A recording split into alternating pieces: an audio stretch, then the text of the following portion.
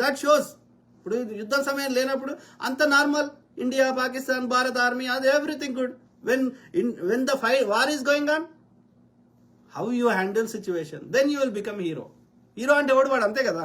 When things are going wrong, how he handled the situations అనేదే hero కదా వాడు సినిమాలో. అన్ని నార్మల్గా ఉంటే వాడు హీరో కాడు కదా. సో కాబట్టి ఇక్కడ నేనేమంటున్నా అంటే ఏదైనా మధ్య మార్గం మొత్తం, వెన్ ఎనీథింగ్ గోస్ ఎక్స్ట్రీమ్, అది నమ్మకం భక్తి ఉన్నంత వరకు తప్పు కాదు. మూఢ భక్తి అయినప్పుడు, భక్తి పేరు మీద దోసుకుంటున్నప్పుడు, భక్తి పేరు మీద అమ్మాయిలని ఇది చేస్తున్నప్పుడు, అబ్యూజ్ చేస్తున్నప్పుడు తప్పు అవుతుంది. మూఢ భక్తి పేరు మీద వాడు ఏళ్ళు నరుక్కొని, కాళ్ళు నరుక్కొని, మెడ నరుక్కుంటే తప్పు అవుతుంది. అర్థమైంది? దానివల్ల నష్టం చేసుకునే విధంగా ఉండకూడదు.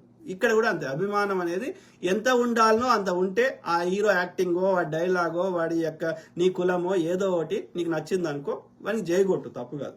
కానీ ఇక ఆ పేరు మీద వేరే హీరో అభిమానులను తంతా, లేకపోతే వెరి చేష్టలేస్తా, నేను సమాజంకి యొక్క ఎక్స్పెక్టేషన్స్